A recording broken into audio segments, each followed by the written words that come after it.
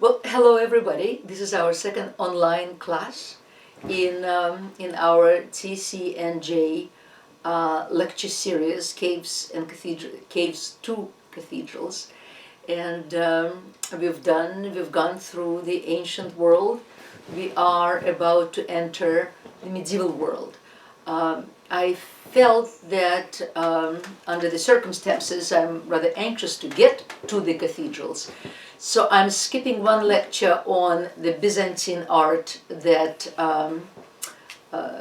Byzantine Empire that continued to survive for another 1,000 years after the Western Empire fell. And if we have the time at the end of the course, we'll do that lecture. Meanwhile, let us stay in the West and see what happened there. Well, here's my favorite slide that I always show at the end of the Roman Empire, at the end of whether I lecture on history of Rome, on the art of Rome. This is my slide, the end of the Roman civilization. But I must say that it was a general historical fact that since advanced civilizations existed, the less advanced civilizations always wanted to have what the advanced civilizations had. And so the literal sophisticated civilizations that had developed around the Mediterranean in ancient times always had their neighbors who were pre-literal, considerably less advanced, and who wanted a piece of the pie, so to speak. Of course, one of the most known and famous events, or rather infamous events, is the advance of the Dorians onto the civilization of the Aegean Sea, the Cretan, then Mycenaean civilization prior to 1100 BC, and in fact being very successful at that. Then there were other instances, of course, throughout, and now we fast forward to the end of the Roman civilization as the Romans knew it to a large extent, and as the Germanic barbarian tribes pushed through the borders and overran the pagan Roman world. And this, as I said, my favorite slide. Sashka, you know what I don't have? My glasses. Thank you very much. Sasha is still here and she'll supply the commentary, hopefully. And the glasses. And the glasses, and also the corrections, I hope. Also, we do try to watch the lectures afterwards to try to see where I made mistakes, because of course I do make mistakes, and we then enter them under the video itself. Well, here we have all these Goths that will emerge from their northern forests, and they will be pushed forward by the Huns, who will start moving from Mongolia onwards, and then the Western Goths, the Visigoths, will then occupy ultimately Spain, and the Ostrogoths, Italy. Vandals will come to North Africa. The tribes of the Franks will give their name to what we know today is France. There'll be Anglo-Saxons, which will give their name to Anglia, to England. If this is not enough, once they settle down towards the end of the 6th century or middle of the 6th century or so, then in the 9th century, more tribes will invade Europe. The Norsemen from here, and the Magyars from what we know today is Hungary.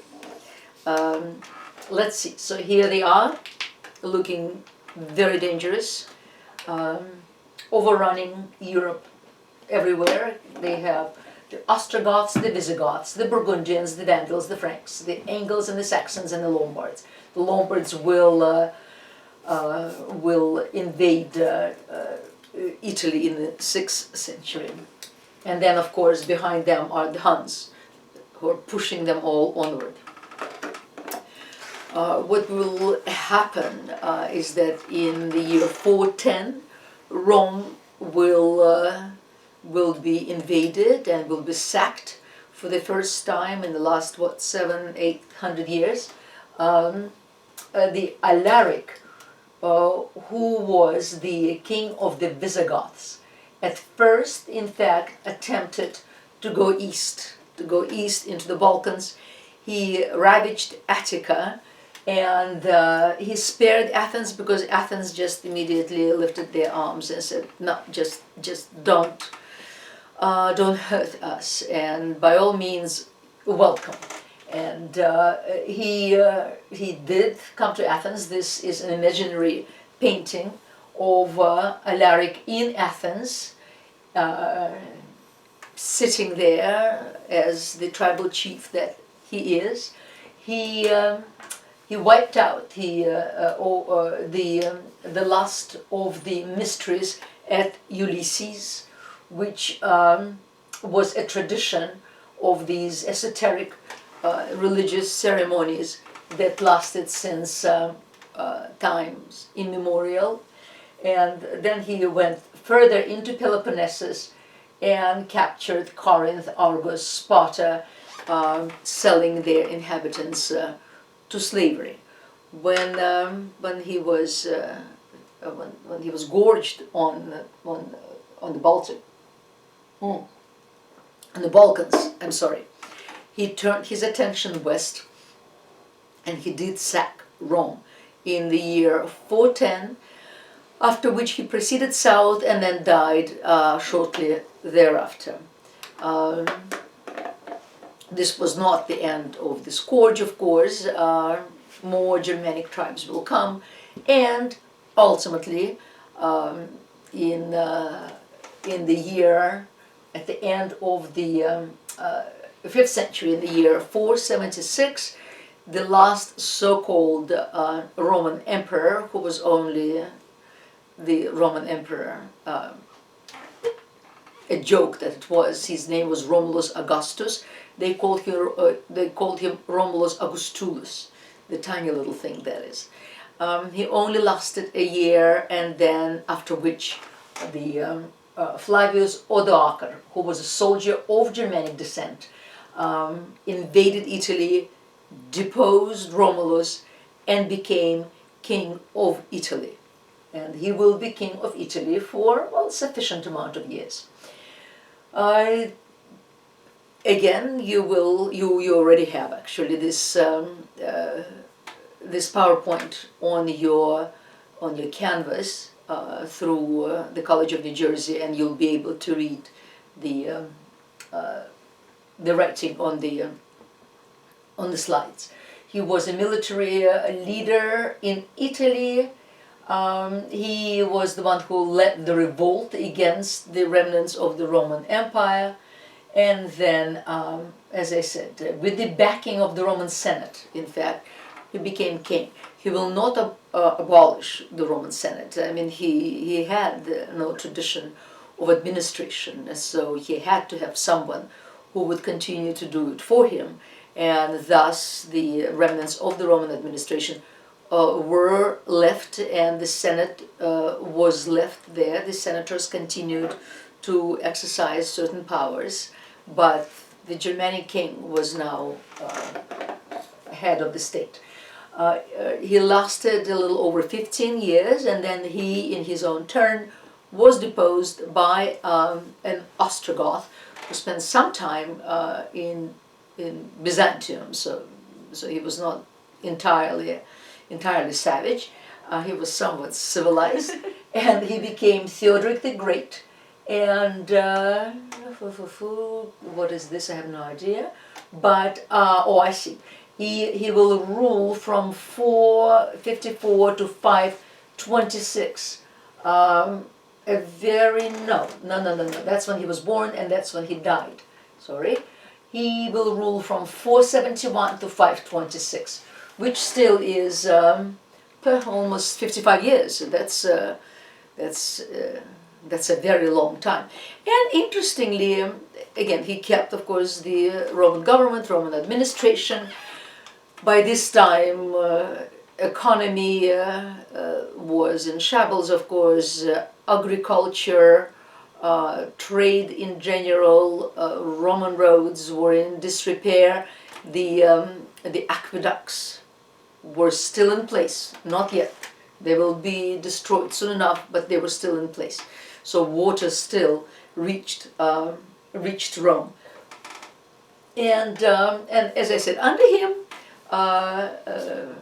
life sort of returned to some degree of, if not prosperity, at least security under Theodoric.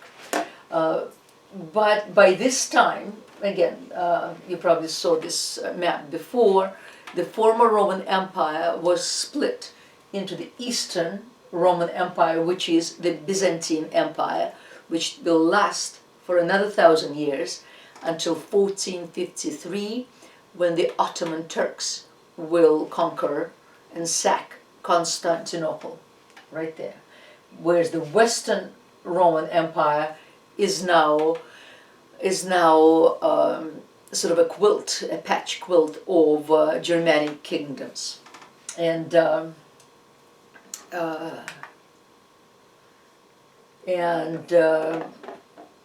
as I said, later on what will happen is that by the 9th century they will kind of settle all these Germanic kingdoms, but then a new wave of marauders and invaders came, and this time they came, they were the Vikings. They came from Denmark, from Norway, from Sweden, and overran the northern Europe, while the Magyars, which were descendants of the Huns, and that's why Hungary today is called Hungary, because of the Huns. The Magyars will then sweep in the south. Okay, and let's now go to art history, which is our purpose. What we'll be looking at this time is the so-called migration art, because all these tribes, in all their existence, and they existed for millennia, they were basically nomads, and they moved from place to place. So it stands to reason that they will never develop stable art forms such as architecture or even sculpture that decorates architectural interiors. What they will develop is ornamental art. Art that ornaments their persons, ornaments their horses. Metallurgy was very, very highly developed. Silver work, gold work, and what we will see is throughout millennia, even though the objects will look very differently, however, there'll be certain styles, there'll be certain themes that will exist throughout. This, for instance, is a piece from the 6th century BC. This comes from the Scythians, tribes, wild tribes that lived to the south and west of the Black Sea, and who produced extraordinary, really remarkable metal pieces, whether pieces of gold or silver or various other metals.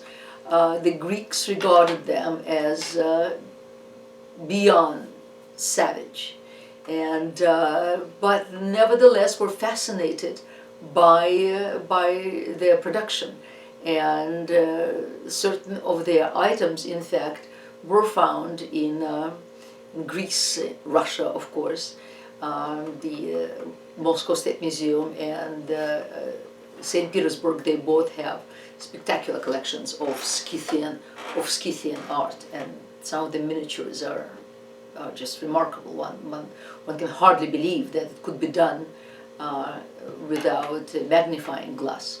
This, for instance, is, I mean, this is considerable length. It's a panther. These tribes produced a great deal of so-called the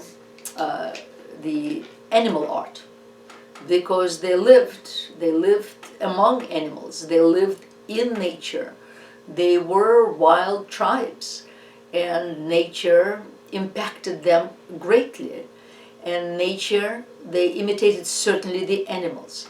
So this animal art, here is a panther, which I can think of very few, in fact, 20th century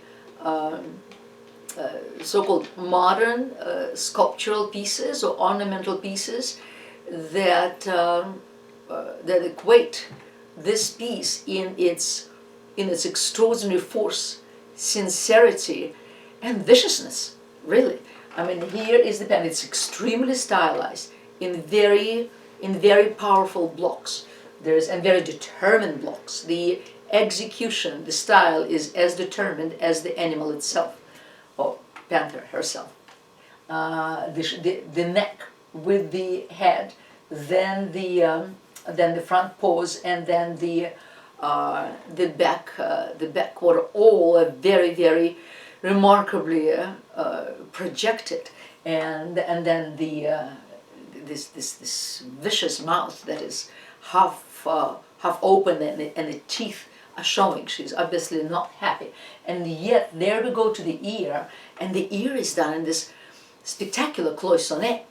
Cloisonné is still being used. It's when thin pieces of metal, any metal, gold, silver, just regular metal, are soldered to a base, and then they constitute the frame, and then inside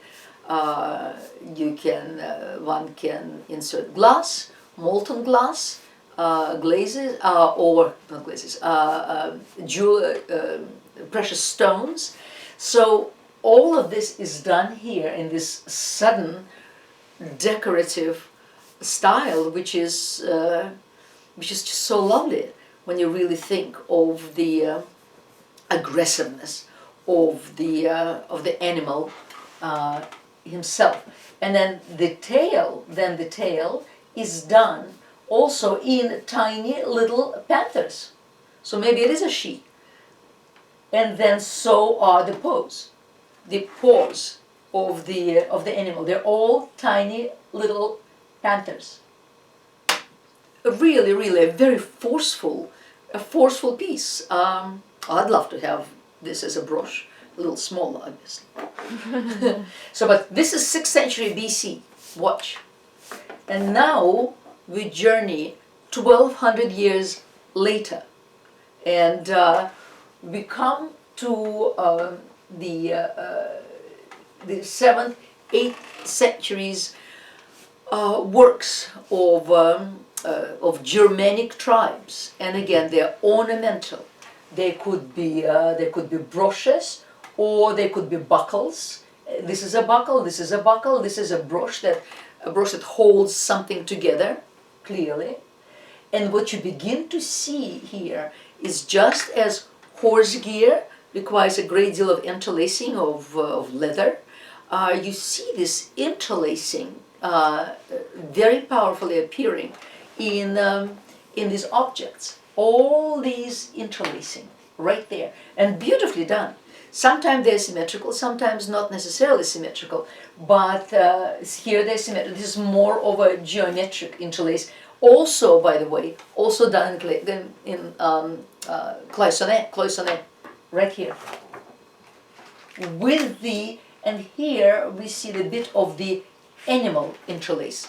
So the same animal motif now is interlaced with the traditional designs of these tribes, when applied to decorative objects.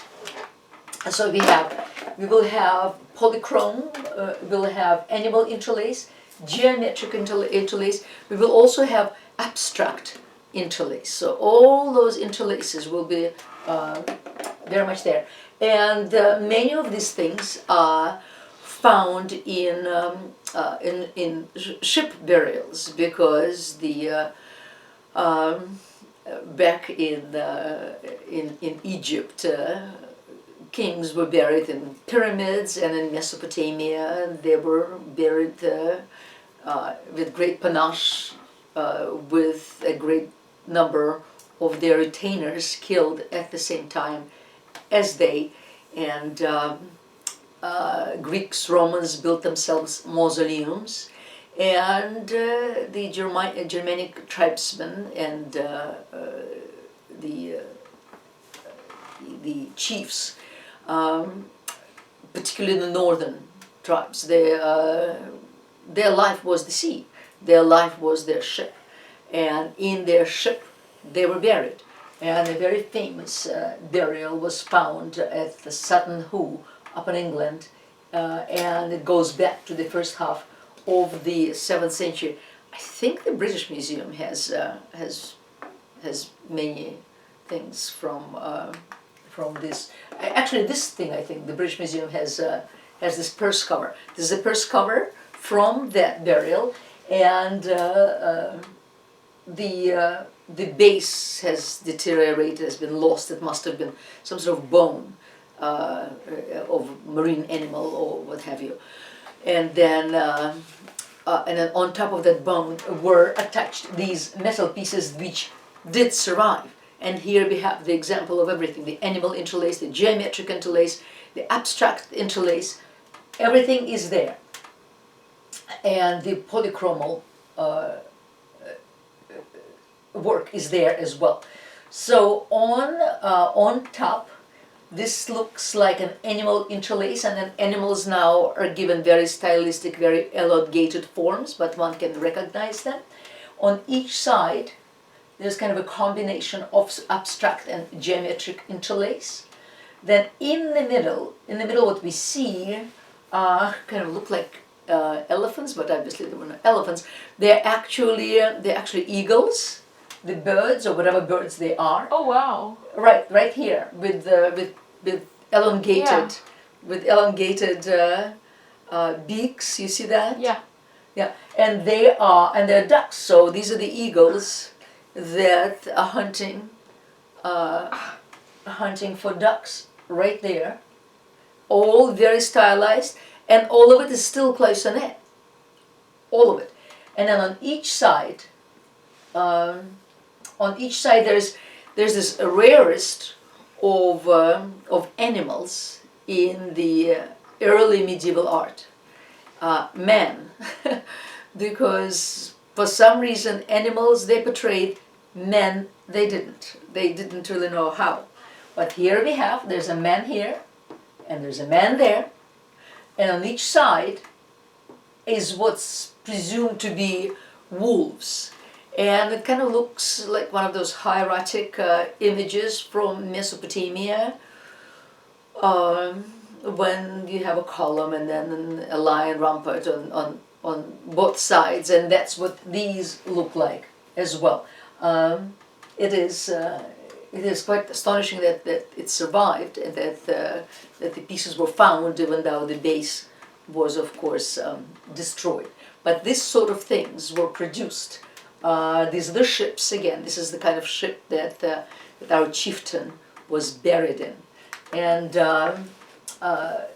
this is an animal head from an Osberg ship. This now comes from the 9th century. This is the century of invasions from Normandy. And it would be, this kind of head would be here on the front of a Viking ship. They would have their shields on the side of the ship, and their front head would look like this. And well, goodness, well, I should have actually put the our panther from 6th century BC next to this, because it's the same idea. It's the same idea of extremely powerful aggression. God, would not want to see that landing on my beach. Exactly. Well, imagine that's what No, those yeah. poor dwellers of northern France, or the Angles, the Anglo-Saxons, or the Angles.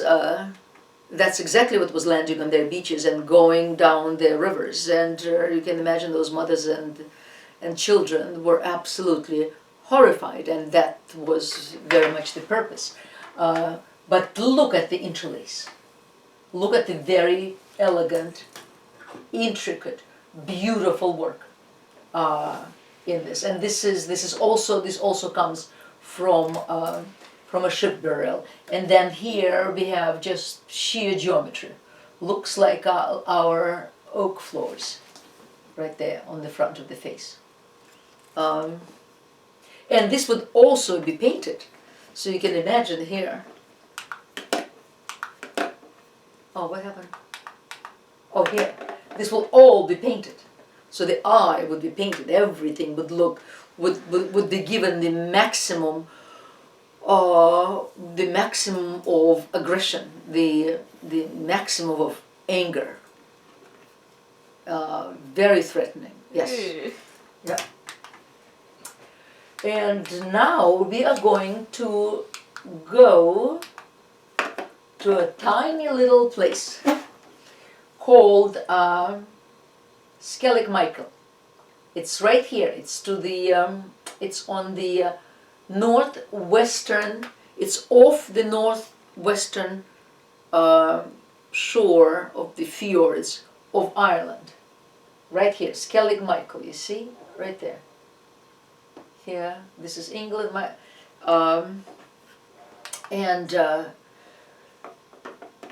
So this, as you see, is 500. You see the Roman Britons and the Roman Gauls were sometime by this time, in fact, Christianized, because Christianity made great strides in the 4th century, particularly after Constantine. After Constantine accepted it as one of the he legalized Christianity among other religions, and it made and he himself converted on his deathbed, and then towards the end of the 4th century, Christianity, in fact, was made an exclusive religion at the cost of others, and other religions began to be persecuted. So wherever the Romans were, and they were still in Gaul, they were still in England, a number of them did convert to Christianity. Not all of them, but a number of them did. But then all these invasions began. And it just so happened that those Christians that were particularly devout, well, they ran away. They ran away to Ireland, and also to very, very far away places where they could certainly never be found. And these islands of Skellig and Michael, the two of them, close to about 500 AD, perhaps even a bit earlier, there was a monastery founded there. There were large monastic communities. Now you can imagine that I'm not only talking about the winter, which must be dreadful, especially surrounded by this freezing sea, but even in the summer it couldn't possibly be very comfortable. And yet, until today, they're preserved there on Skellig Michael. These huts, these stone huts that these people built for themselves. I have no idea how they heated them, I don't see too many trees there, how they survived those winters. But they did survive. Not only they survived, but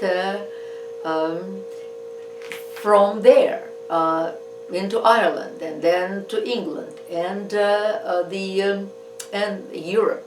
They will, from then on, send missionaries to convert the new invaders, to convert the populations, to convert those that hadn't been converted yet, those their descendants.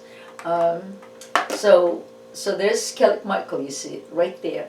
But all around Ireland, in the 6th century, these monastic communities developed everywhere. By the way, this is Kells, and this is Kells, and this is Durrow. We'll look at the books that came from there. And not only they developed, but they began to copy books. Bibles. They began to copy the Bible and producing extraordinary manuscripts. Here from Ireland, you see, they traveled to Iona, they traveled to Lindisfarne, right here. St. Andrews was among, that's the university, Edinburgh, and then further down to the south. Interestingly, about the year 600, as they reached Kent, as they reached the southeastern provinces, there they encountered the missionaries that were sent from Rome. One's Saint Augustine, not to be confused with Saint Augustine of circa 400, one of the founding fathers, but he was sent by Gregory the Great, the Pope, to convert the heathen, and there they encountered the Irish missionaries. Now, over centuries, the Irish Christianity, because they were so isolated, if anything, they preserved sort of more of the character of the Eastern Orthodox Christianity, because the Catholic religion, the Western Christianity, will develop in a different way. So the two of them will clash. Finally, the Irish will submit to the Roman Catholic Church, as we know, with exceptions, however. I mean, with certain exceptions in their rite, in their ceremonies. But so here we'll just look at some of the places. This is Lindisfarne, where there's a castle there, and the castle was built a little later. There's a monastery. That's all that's left of the monastery. A holy island of Lindisfarne. The history is recorded since the 6th century AD. It was a very important center of Celtic, it's called Celtic Christianity, and the various the heads of the monasteries will then become saints, will be canonized. Celtic, because Celtic tribes around 4th century BC traveled east, wished to conquer the eastern lands where the Byzantium later appeared. The Greeks were there. They were not successful. They turned around, and then of course the Celts will inhabit France and what today is Switzerland and England. So that's where the name Celtic comes from. We don't know much about them, but according to classical sources, they were given to horrific sacrificial and funeral rites. They also produced marvelous metal objects. The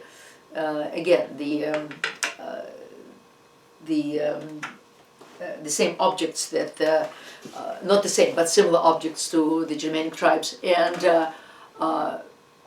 many of them were found in the Lake Lathenay, in the Lake Constance, I think, yes, in the community that was called Lathenay. It's even called the Lathenay culture, and in the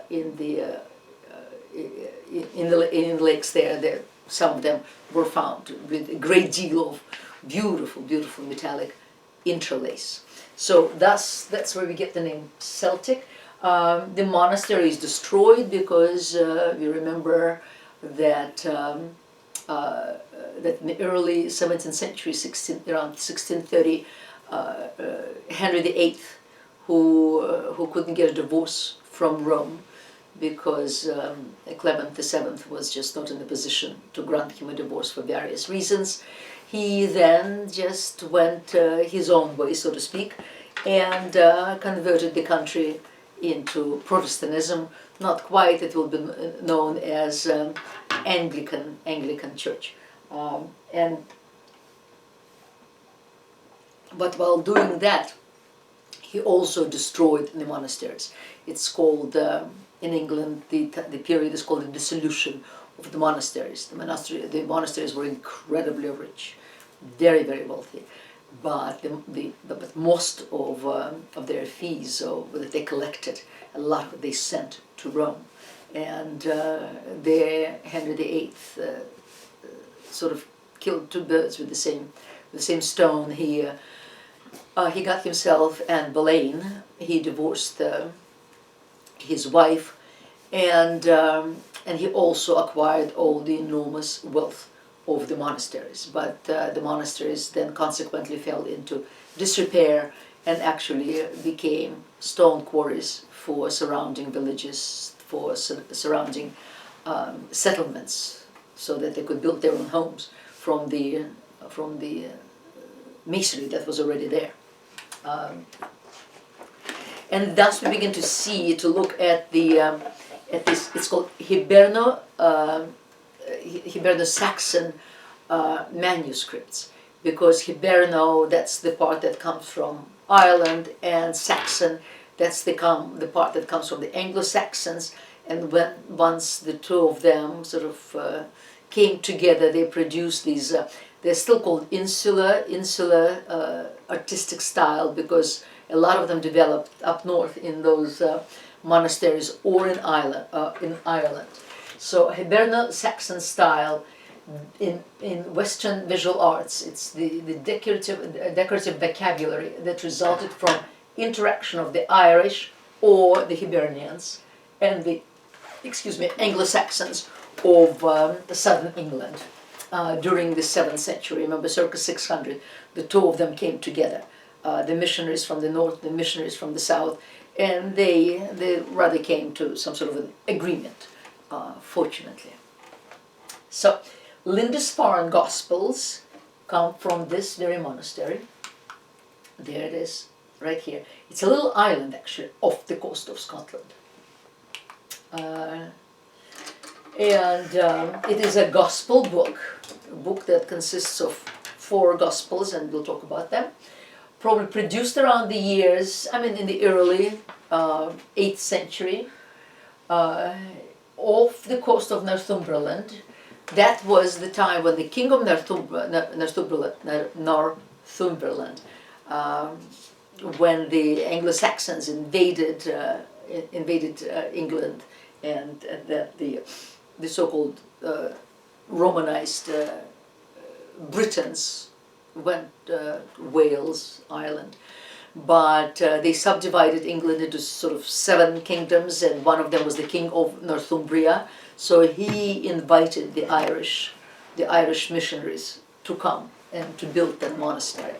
And in the monastery, a scriptorium was set up, and in that scriptorium, gospels were copied and also illuminated, meaning illustrated, to illuminate. So it's one of the finest works in the unique style of the Hyberno-Saxon or insular art, combining Mediterranean, Anglo-Saxon, and Celtic elements. Well, the Mediterranean elements, which means classical elements, are still there, interestingly enough. There's a bit of recession. There's obviously no mathematical perspective. None of that, of course. But he is obviously copied from one of the illustrations in classical textbooks where a man sits around and writes his letters. We'll see one of them, in fact. There is one of the monks, presumably. This is Saint Matthew. Someone else, that must have been the abbot.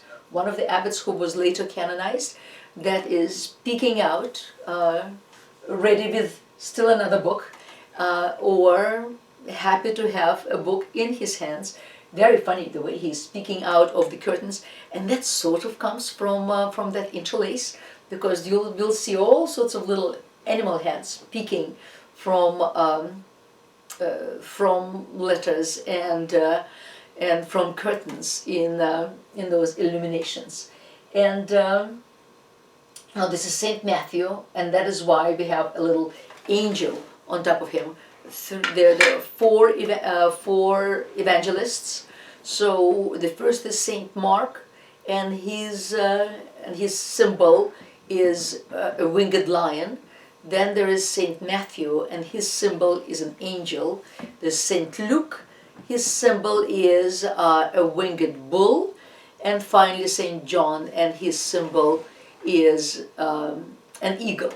And we'll see them in the course of these lectures.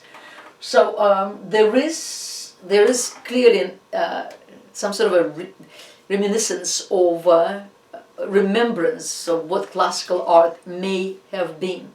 It's very possible that, likely that the artist did not have an example in front of him. It's very possible that he just heard about it from somebody else, and someone else heard about it from someone else who actually saw it and described it as best he could.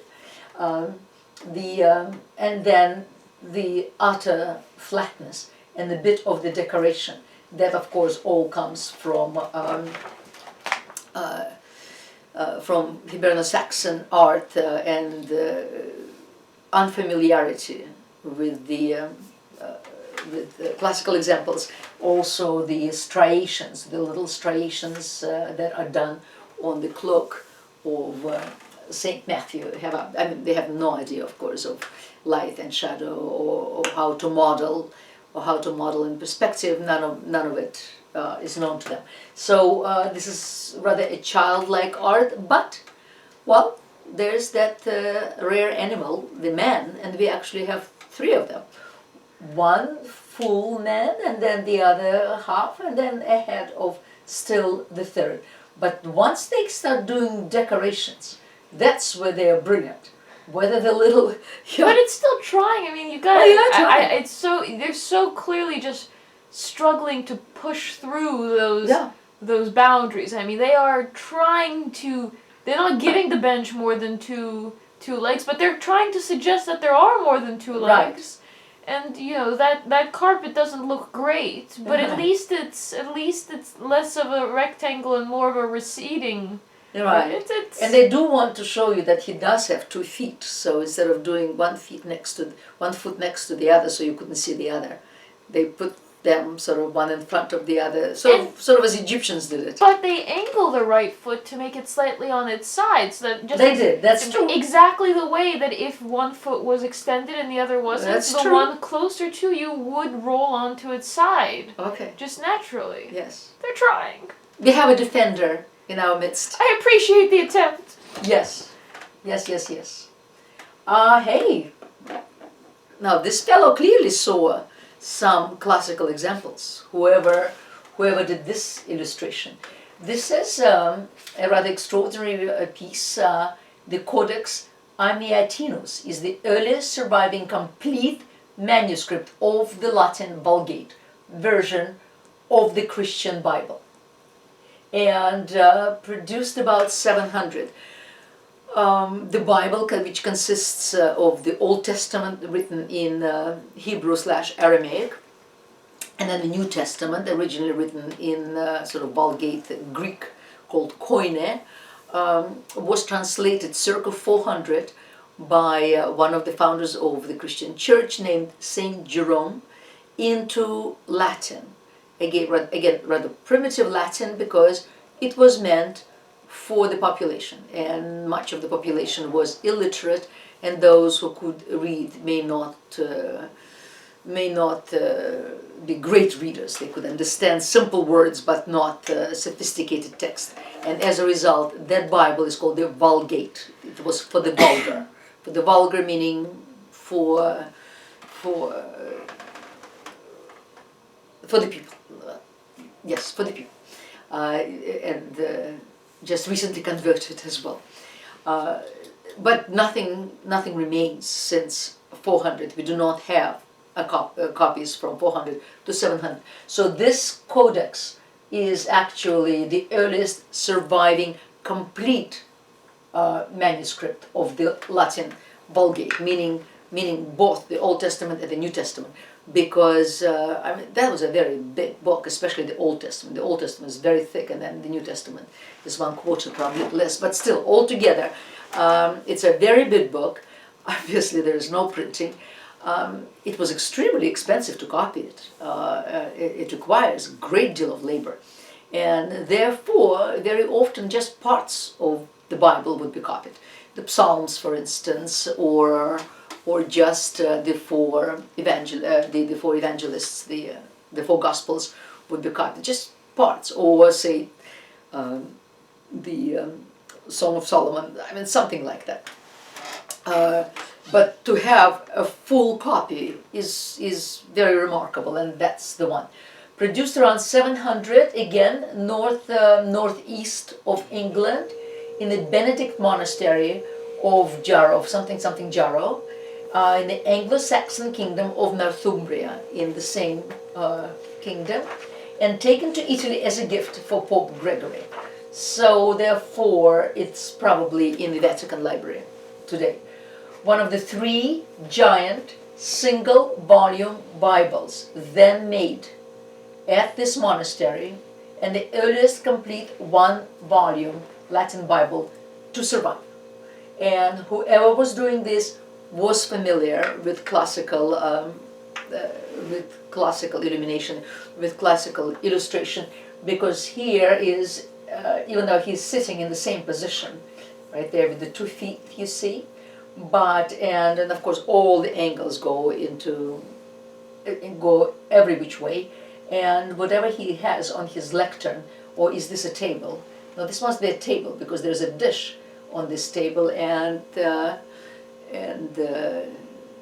the way it's painted, this dish would probably fall over very quickly.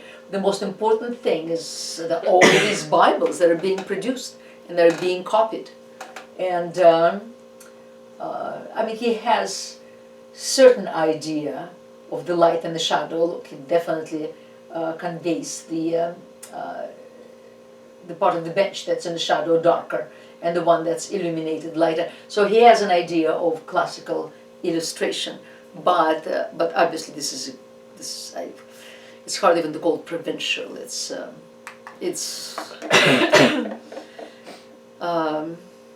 Hyberno-Saxon. Well, clearly this is done in, this is from the book of Darrow, and that's in Ireland itself. And whoever the man who did this, he still had an idea how to present a human being. Not so here. I mean, this is just sort of a stuffed doll. He has absolutely no idea how to convey a human being, except extremely stylized, so we do recognize this is a human being, and he tells us it is Saint Matthew, except he's not even going so far, at least not in this illustration, as to suggest an angel nearby. But look at the border. It is exquisite. When you compare this illustration of this man, which is as primitive, I mean, children do better, but look at this border. Look how spectacular this border is, how sophisticated, how beautiful, how intricate. It's really so remarkable. This is what they were great at, and this is what they could do. He knew he couldn't do the body. He said, well, forget it. Let's just do a checkerboard. which is something I do know how to do, and color it in a very pretty fashion. But then once it was there, you could see how his entire emotion, how something he knows, how his soul went into decorating this border. And then these are called sometimes carpet pages, because later on in Islamic art, well, actually, yes, by now Islam is spreading. Muhammad was born at the end of the 6th century, and then by the 7th century they're already spreading. But then Islam will develop very sophisticated, very beautiful, abstract calligraphic art. And it's interesting because these two developed very independently, Islamic art and Hyberno-Saxon art. And as intricate. So sometimes this is called a carpet page, but what it is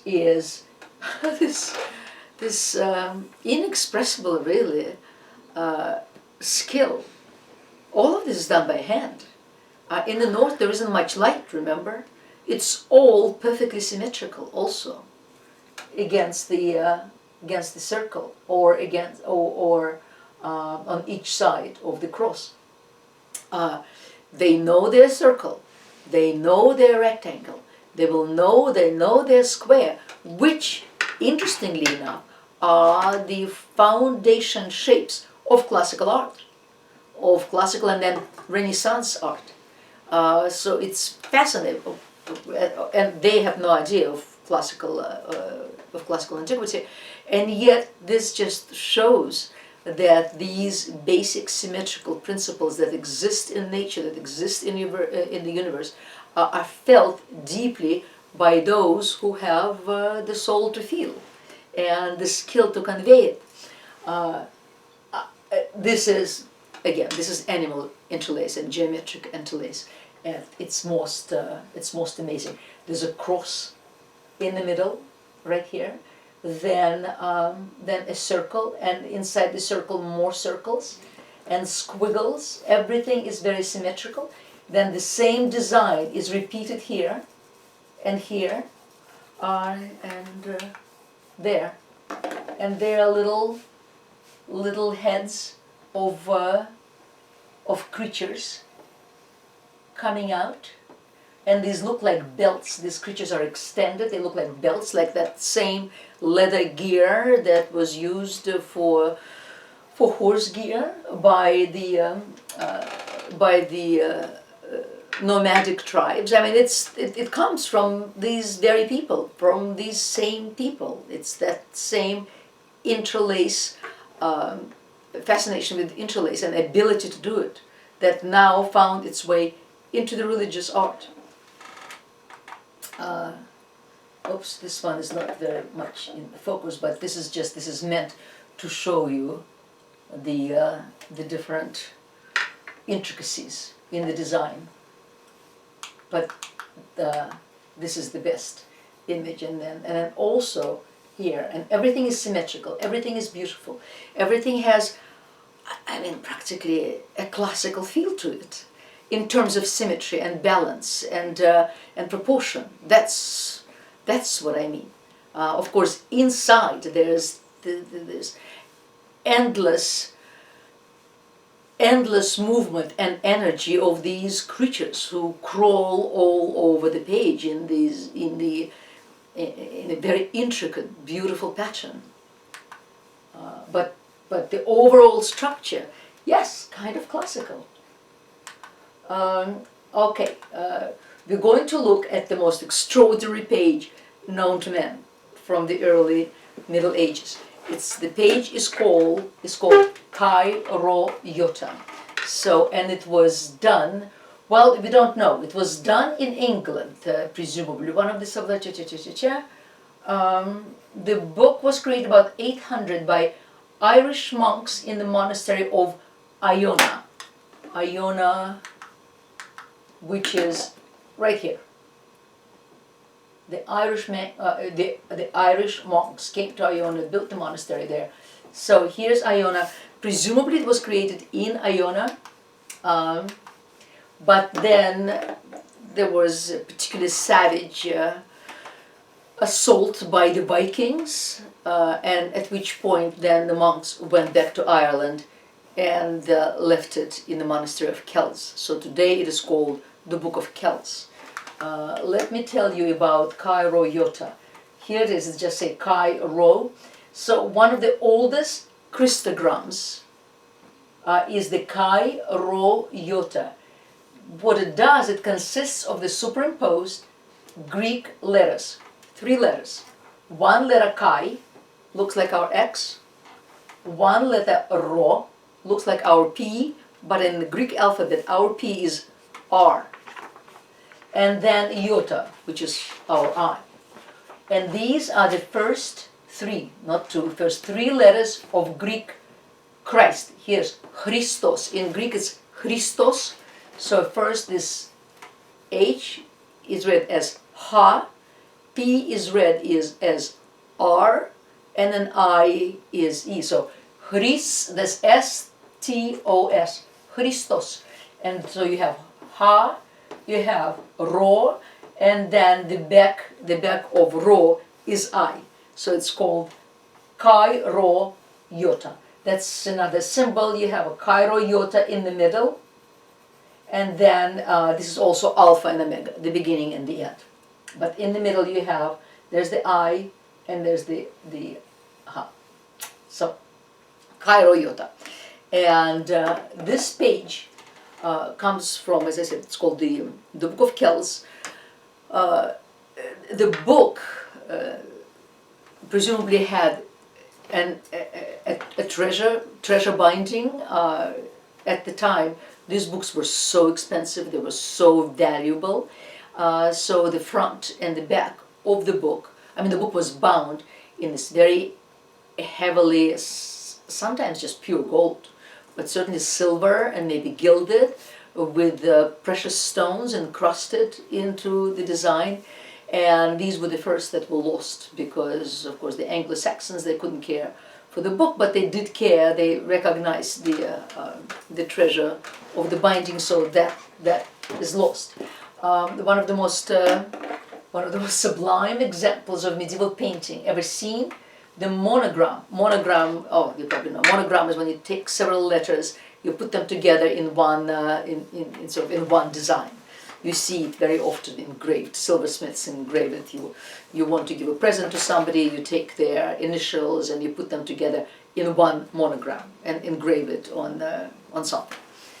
So monogram Kai Ro Iota page is the most important page in the late 8th century Book of Kells, arguably the finest of all illuminated manuscripts of the Middle Ages, and famous for the intricate swirling patterns of its art. Indeed. So here's the letter H, our letter X, or Chi, here. And then there is R, or P, right? And there's I, Kai Ro Iota. And these 3 letters designate the name of Christ, and this is L done in mirror script. So it's the Liber, it's the book of Christ's generations, and here it says generatio. So it's the book of the generations of Christ, and but it's like it's a vortex. It's a vortex wherever you look. I wonder if Van Gogh knew about it when he did his night sky. Because it's a kaleidoscope. It's a vortex. It's nothing ever stops. Nothing rests. Everything moves in most spectacular. Kaleidoscope is such a good way of putting it. Yeah. That's it. And then you can see all these circles, and all the circles move, and everything interlaces everything else, and everything helps everything else, and yet everything works together brilliantly. It is such a cohesive, wild, but yet such a cohesive design. Interestingly enough, suddenly we see this very sad, head of a man at the very end of our P or Rho, right there. And then there are a couple of angels. There are two angels together, so they're not lonely. There's another one, and there's still another one. And I mean, you can look at this page a whole day with a magnifying glass and keep finding new things over and over and over again. And then suddenly here, look, there are two cats that are very lifelike. There are two cats with completely secure looking mice on their heads. And there's a piece of cheese in between.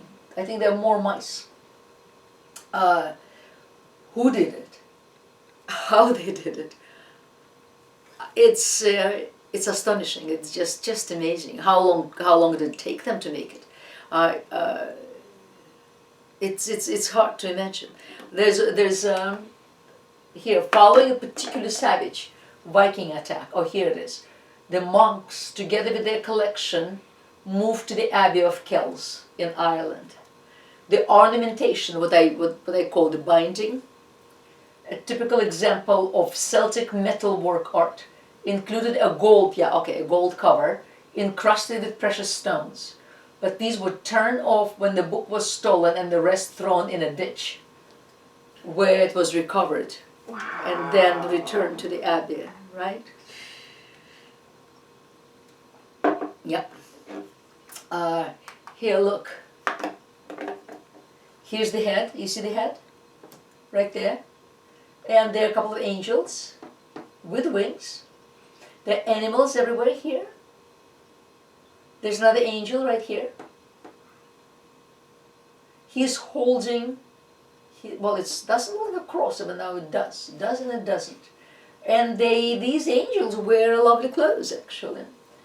Just look at all the intricacies, all the beauty of it. Some of it actually, when you...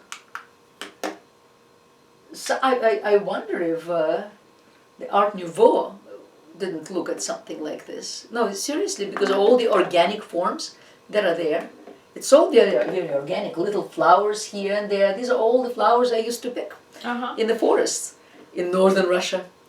But I mean, here, look at them. These little spring flowers that come out from under the snowdrops. Look, here's the interlace. There's the man. Here, there are the cats. You see the cats? And there's the mice. And two more mice, yes. Eating cheese, I presume. The cats, if anything, they look like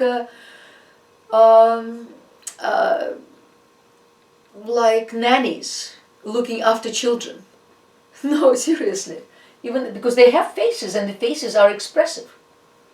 And they're very intent on making sure that the children don't do mischief.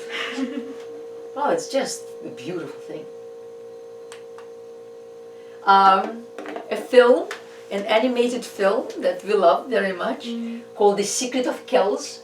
It premiered in February 2009, so it's 10 years ago. Almost 11 years ago. 11 years ago. It is 11 years ago. Yeah, at the Berlin International Film Festival. And it's based on the Book of Kells, and it adopts a lot of its design. And it's about a little boy.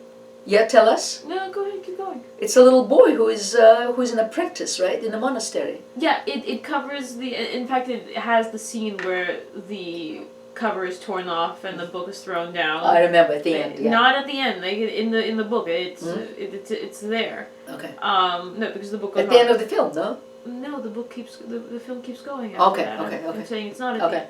Yeah, but no, it's one of the few films, and I don't know why movies don't do this more often.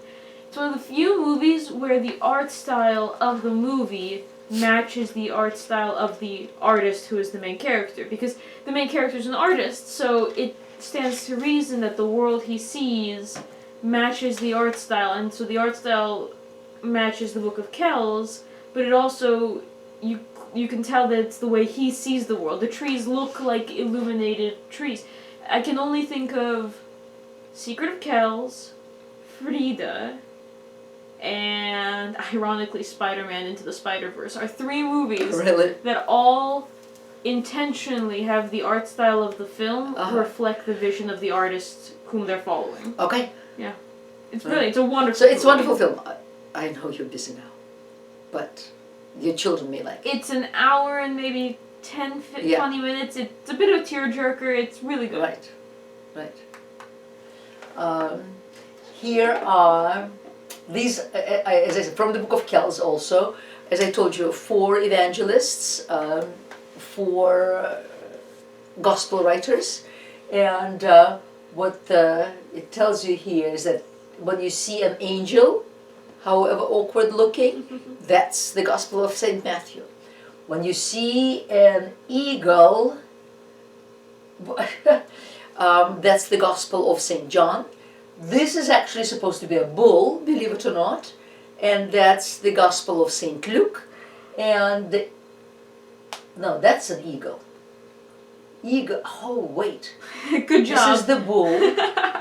This is the eagle. That's St. John.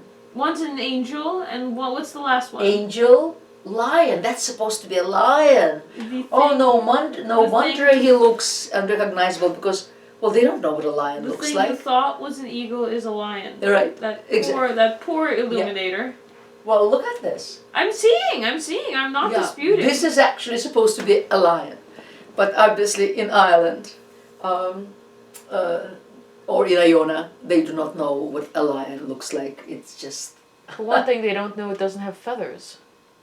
Well, it's supposed to be a winged lion. Oh, all right. It is a winged lion. Oh, okay. Just as it is a winged bull. You see, it's just it's sitting on its on its rear. But at least you can kind of recognize a bull. Well, they did have cows around, so they knew what that looked like. Eagle, clearly they know what an eagle looks like. Men, they just not very good at depicting men, but look again at the decoration. Just beautiful. Same thing here. Again, I'm not sure. That's a bull. That's a man. One of them is a bull. Wait, one of them is a lion, and one of them is who? Who do I have?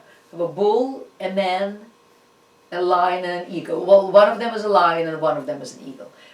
So these are difficult to tell, but everything about decoration is absolutely spectacular because that's what they know best. Still another one, Madonna and Child. Here is who do you think is older? This one or this one? This short little man right here who. And the angels also look a little awkward. Jesus is ginger in this version. Jesus is ginger. Well, that's what they saw around. They were Irish, right? So there were a lot of Irish people running around with ginger hair, I suppose. And there's their Jesus. They did not know how to represent a human body, but they did, again, know how to represent the borders. And thus we arrive in the 8th century and into the reign of Charles the Great, who was a Frankish king who is known as Charlemagne, Charles the Great. And he ruled a long time. He ruled what, let's see, that's 46. Wow. He ruled a very long time. And he was an extraordinary military leader, but also an amazing organizer, administrator, a man of vision. Without question, a man of vision. Had he been born into an imperial family back when, perhaps somewhere in the 3rd century AD, who knows? With him at the helm, the Roman Empire may not have fallen, the Western Roman Empire.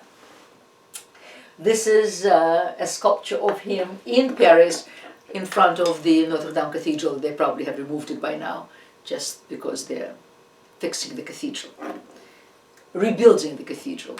Ooh, fun fact. Yes? Stonemasonry, a dying art. has had a resurgence in France because so many young people now wish to go into master's degrees and in stonemasonry so that they can be part of the reconstruction.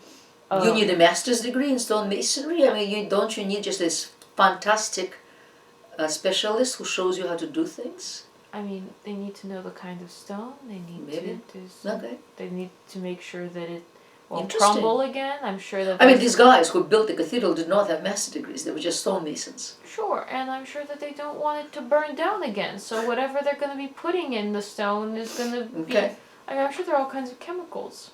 Or not, Mama. Or not. No, you're probably right. I'm not arguing. I'm just. Yeah, I would just be. I think it would be phenomenal if craft shops. Right, but they don't exist right now because it's a dying craft, so people are learning it again. Okay, perfect. All right. That's all I'm saying. During his almost 50 years of rule, he conquered all this area. And he created for himself quite an empire, which for the times was astonishing. Here it is, you can see it even better. He conquered, well, most of Italy, of course, all of today's France, part of Spain, Saxony, Eastern Germany, and again Austria, Hungary, these areas. So all of that was his empire, and his capital he established in Aachen, which is today right next to the Belgian border. Back then there were no borders. There's Aachen here, or Aachen. And he was very aware. He made several trips to Italy. He himself, even if he knew how to write somewhat, he certainly didn't know. Not even if he knew how to read somewhat, he certainly didn't know how to write. But he was, but he was extremely. He was imbued with the desire to recreate the ancient Roman culture, to graft it onto his Christian empire, so to speak. And he was very much of the opinion of Professor Henry Higgins from Eliza Doolittle, that in order not to offend God, don't offend his ears in the first place. So, because he realized, yes? It's called the professional degree. The students are earning a professional degree to hew the stone pieces needed to maintain and restore France's historical monuments. Every year, about 30 new stonemasons graduate either with this degree, the professional license in stone carving for historic monuments, or a less advanced diploma in stone carving. Perfect. So the professional degree is the one I was thinking of. You're right. It's professional license in stone carving for historic monuments. In that case, I see how they could get masters then also. Or, as you were saying, less advanced diploma in stone carving. Right. So we're both right. This is an NPR article for anyone who's interested. Notre Dame fire revives demand for skilled stone carvers in France. Perfect. Yeah. Thank you. Yeah, wonderful. Yeah. Makes sense. Yeah. Both of them. Particular, and in the history of historic monuments, with that you can go for masters and PhD and everything else, plus be a chefs and cooks. Chefs and cooks. Yeah. Right, like Robert Hughes. Robert Hughes, who was this great historian, who died art historian about 10 years ago. He was also an absolutely phenomenal carpenter. Was he? Oh my God, yes. Loved carpentry. In fact, you start reading his books, especially on American art, and he starts talking about all sorts of intricacies in carpentry and intricacies in wood finishing, and really fascinating. Not an art historian, but also Harrison Ford is a carpenter. Oh, really? Apparently that's what he was doing when he got his first gig in a movie. Carpentry is a fascinating Fascinating craft. Apparently he's known for when he rents apartments in locations where he's shooting, the people who come back find themselves with brand new cabinets and wood floors because he likes to work when he's stressed, apparently. That's so fantastic. So he fully refurbishes their houses. Oh my god. Right? That's beautiful. Sorry, I took you completely off track. Please, okay, sorry. So let's go back. No, that's wonderful. Yeah, sorry. No, we need the relaxation. So there's his capital, and to his capital, as a result, he brought whatever scholars he could find, brilliant scholars of the day, and but he also wished to multiply the amount of monasteries, because first of all he realized that the quality of Latin has denigrated, has dropped down tremendously, because of course there was no classical Latin anymore, and Latin was basically turning into vernacular languages, and then medieval Latin is much easier in fact than classical Latin, because it's closer to vernacular. But and he also realized that whatever learning that was going on at this time was only in monasteries, just as we saw with monasteries in Ireland, the monasteries in England, where people did maintain some knowledge of Latin, and they copied the Bibles and they illustrated the Bible. But all of that was happening in monasteries. So he wished to proliferate the monasteries so that the monks, so many of whom were illiterate, would begin to learn how to read. And also he had an agenda. He saw himself as an heir to the emperors, and in fact he will be crowned in Rome as the first Holy Roman Emperor in the 18th century. As I always say, Voltaire would quip that it was not holy.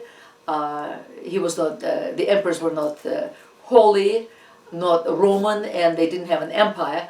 But nevertheless, they called themselves the Holy Roman Emperors, and it began with Charlemagne. He certainly saw himself very much as an heir to the greatest of the great, and he was. He certainly was, as a human being, as a mind, as a spirit. No question about that. We don't exactly know. It's not a very large bronze statue, but it is over Carolingian ruler in the 9th century. So we're hoping perhaps it's of Charlemagne. Who else would it be, right? With an orb in his hand. And do pay attention that in the 9th century there's bronze craft already good enough to produce little figurines. This, if you wish, is the house of Pepin, from whom came Charlemagne, and the whole pedigree. And one of the ways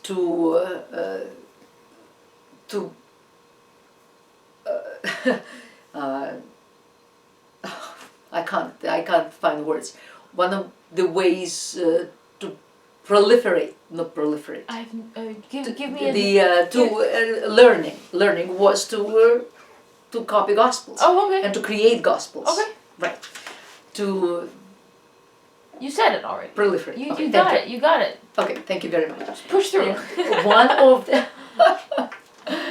so here's an example of one of those incredible gospels, and it's called Godskalk Gospels, after the name of presumably of the scribe, a Frankish scribe. It is kept in the Bibliothèque Nationale in Paris.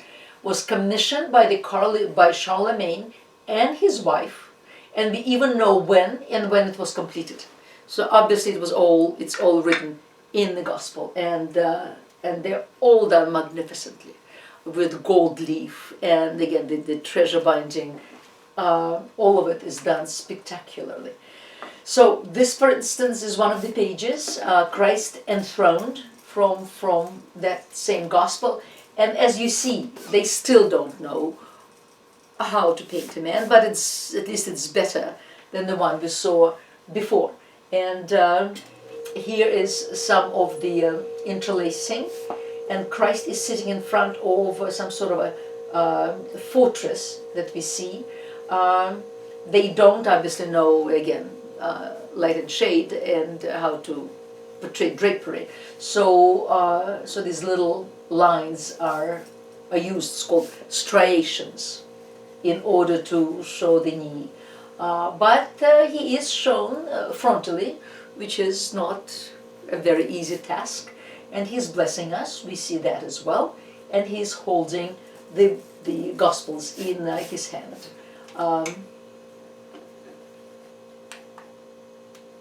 And here, and this probably is one of the most spectacular Gospels produced under Charlemagne. It's called the Coronation Gospels. It's held in Vienna, so that's why it's called the Vienna Coronation Gospels, or it's just simply Coronation.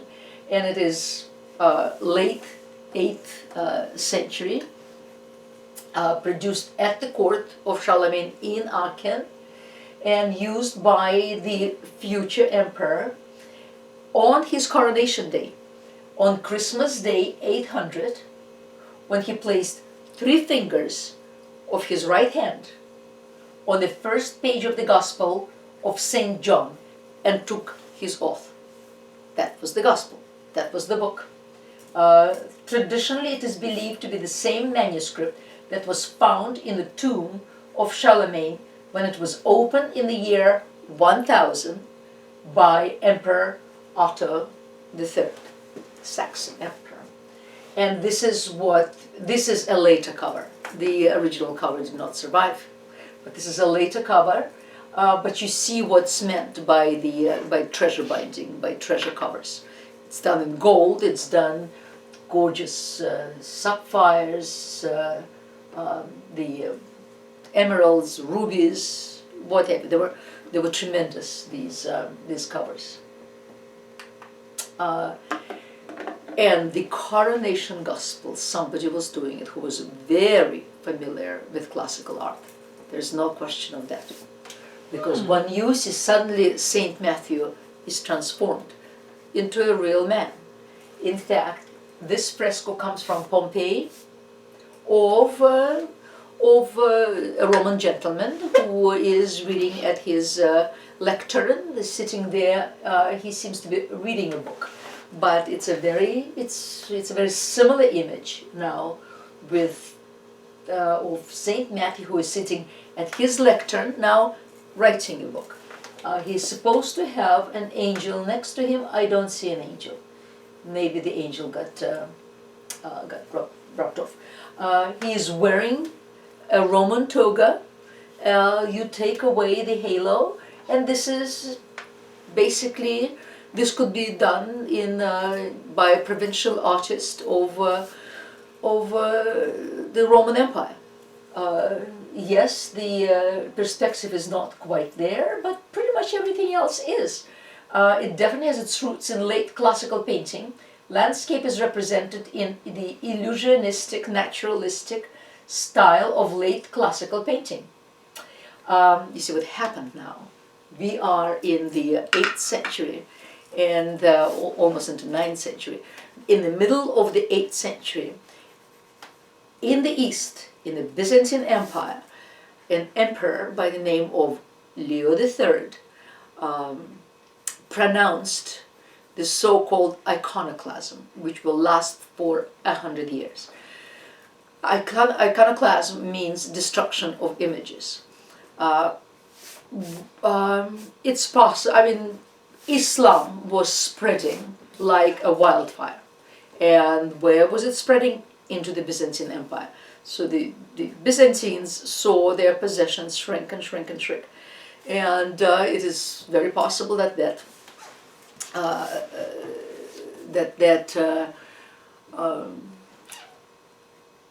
was the reason why Leo, one of the reasons, there's never one reason, Leo III decided on instituting this particular movement. destruction of images. I may have talked about it before. Second commandment out of the 10 commandments essentially pronounces, thou shalt not make to thyself any graven images, says the Lord God, because the Lord God feels that whatever he created cannot possibly be aped. In fact, it's profanation to even try to attempt to copy his creation, and therefore one who believes in God may not create art, essentially. And obviously the West got around, the Western Christianity got around that uncomfortable point pretty quickly, and so did the Byzantines as well. They, by all accounts, they created spectacular objects and spectacular art before the middle of the 8th century. But now that Leo declared that, it became the icons were destroyed on a regular basis, and in fact people risked their lives trying to save some of the icons they loved, or sculptures they loved, or paintings, or what have you, because all of it was destroyed. In the Hagia Sophia that was built under Justinian was decorated with spectacular art, and we don't really know, because the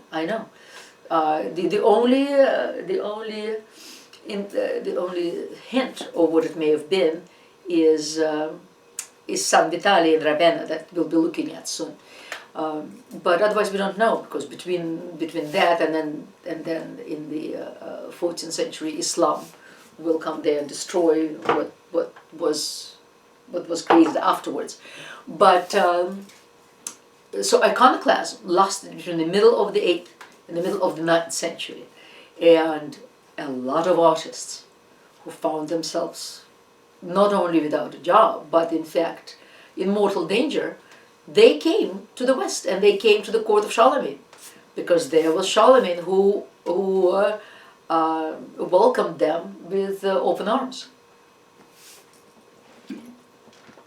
Which is probably the reason why suddenly we see something like this, something that really looks cool, that is kind of classical. I mean, here and there is a perspective, but everything else looks very believable. So it's chances are one of the artists from the East, from Byzantium, came west and helped in creating this gospel. And also pay attention that the border now, look at the border, very, very important. It's no longer interlaced. Interesting. It's acanthus. Interesting. It's classical, yeah. Acanthus leaf, remember the part of the Corinthian capital? It's all acanthus began to designate classicism, and there's no interlace. This man had no idea how to do interlace, but he did know about acanthus leaf, and that's what we have around. Yeah, that's kind of fascinating. That, I mean, the border is really incredible. And then there's another gospel book, which is that was created maybe 20 years later, after the first one, and it's called the Igbo Gospels, because because it was created in this abbey, Hautevillers, and near Reims, and under the patronage of the abbot Ebbo. And there's a poem to the abbot, to this abbot. So it's called the Igbo Gospel, and it's fascinating, because classicism, yes, it definitely screams of classicism, but look at this crazy energy that spills off it. It almost looks like a William Blake. It does. Yeah. Oh, I bet you he knew about it. Mm. Oh, right. Yeah. So look, and here too. Here we have a acanthus leaf, already done not as a sketch, but actually as a colored drawing. And there's our old friend, Saint Matthew. somehow St. Matthew was always there to welcome us, and still is. Well, look at it. The classical calm of the... Do I have the... Oh, I don't have them together. I should have put them together. The classical calm of our scriptor from the other gospel, from the coronation gospel, is now replaced with this madness, with this frenzy of energy. Indeed, it's as if there's an angel, so we do have an angel. It's almost as if an angel is speaking so fast that St. Matthew just don't have time to write fast enough. What? Yeah, it doesn't have time to write. What did I say? Don't have. Oh my God, that's terrible. I'm being thrown back to my Russian accent. Yeah, as if Matthew doesn't have enough time to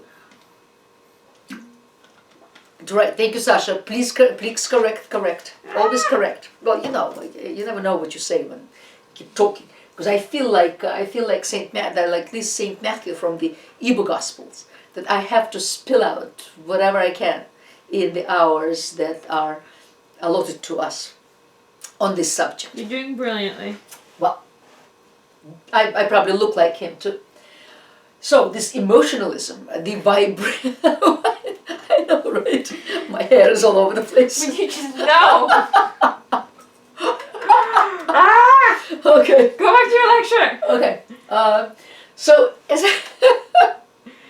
So classicism is clearly there, but whoever the guy was, he must have ran so fast from Byzantium that the energy that he gathered up on the way was spilling out of him completely. So he does this classical formula, but out of that formula is spilling all this vibration and all this restlessness, all this agitation that we see and it's not just the evangelist himself. There are these very sort of kind of classical looking, even though very sketchily done structures there that they're picked up by a hurricane. It sort of looks maybe Dorothy looked like this when the hurricane came to Kansas. There's our angel, as I said, acanthus leaves, of course. Let's see, illustration uses energetic streaky style with swift brushstrokes. The Impressionists would be impressed. The style directly influenced manuscript illumination for decades. We're going to look at the Ultra Psalter, and it almost looks as if it's done by, if not the same hand, but by someone who was trained by this artist. Look, even the pillow is falling from under him. You see this? Yeah. Here's the Ultra Psalter. Now, Psalter, you probably know. I'm sure you know. The Psalter in general, it's a volume containing the book of Psalms from the Bible, often with other devotional material bound together, such as liturgical calendar or litany of the saints, until the emergence of the Book of Hours in the late Middle Ages and the 14th, 15th century. Psalters were the books most widely owned by wealthy lay people, and they were commonly used for learning to read. Many psalters were richly illustrated, and they include some of the most spectacular surviving examples of medieval book art. Here, let's see. It was made. It was also made in the same. You see, in the same abbey around Reims, and between the early half of the 9th century, and on the initiative of that same Ibo, who was from the abbot, he now became the Archbishop of Reims and foster brother to the Emperor Louis the Pious, the successor to Charlemagne. There are 150 psalms there. They're all there. All of them are illustrated with beautiful, this time, pen drawings. There were reed pens, and then and then the regular pens, and these is done with the regular pen. Well, the regular pen done with the quill pens. That's what I meant. The reed pens and the quill pens. And I think actually the writing is done with the reed pen, and the drawing is done with the quill pen. So with the their drawings are covering the whole width of the page, densely populated with tiny figures, hurriedly sketched with a few strokes. Well, maybe hurriedly, but with incredible panache and incredible confidence, they're sketched. These painted figures are frequently embedded in faintly sketched landscapes. The whole is a product of Carolingian Renaissance. That's what the time is called, Carolingian Renaissance. And here I'll show you. Here, you can see how confidently the man is drawing these little figures. He's sort of like a brilliant cartoonist. So easy, so elegantly, really, so lightly. Some people feel that, some scholars feel that this is a much earlier book, not 9th century book, because by this time, you see Charles the Great introduced the so-called Carolingian script. He essentially invented the capital letters, and the uppercase and the lowercase letters. And because, again, he felt that clarity was needed in writing, and he also felt that classical Latin was very rare today in his time, and therefore people just couldn't read these classically written lines that were all done in capital letters without breaking. But those trained in this kind of, those trained in classical letter writing could also read it very easily, but not any longer. So we really owe to Charlemagne the fact that we have the uppercase and the lowercase, and the fact that the words are separate. But this one is done still in the old script, the old classical Roman script. It's beautiful the way the one soldier is pointing. Right in the middle. Here, yes. Yeah. I mean, and he knows his anatomy too. It's just beautifully done. So that's why some scholars feel that perhaps it's a much earlier book, and they can't tell apparently, or what would possess them to emulate in the 9th century the script of say a 4th century, 5th century. Well, we don't know. But the fact is that the drawings very much look like the Hebrew Gospels. So, another mystery. This is a front cover of still another Gospel, another, just so you know what these treasure covers looked. And it's named after the Abbey of Lindau on Lake Constance. This one is actually in the possession of the Morgan Library in New York, and could in fact be seen. The jeweled covers are beautiful. They're called treasure bindings, and as you see, but well, kind of awkwardly but unusually, the bindings were done at different times, not at the same time as the book was written. Let's see, exquisite covers dating to the late 8th century. The back cover is not shown here.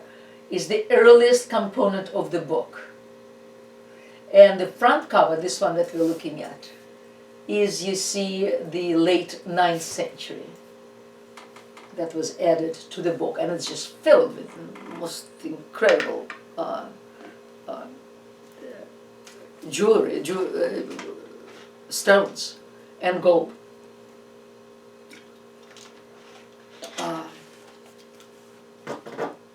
Let's see. Charlemagne. Some of the palace that he built in Aachen has still survived. The chapel, the palace itself did not survive. Well, this part today is on the town square, and it's a town hall in Aachen. Very, very beautiful, but of course not 9th century. This is the chapel of Charlemagne that was based on the chapel of San Vitale in Ravenna, that was built in the 6th century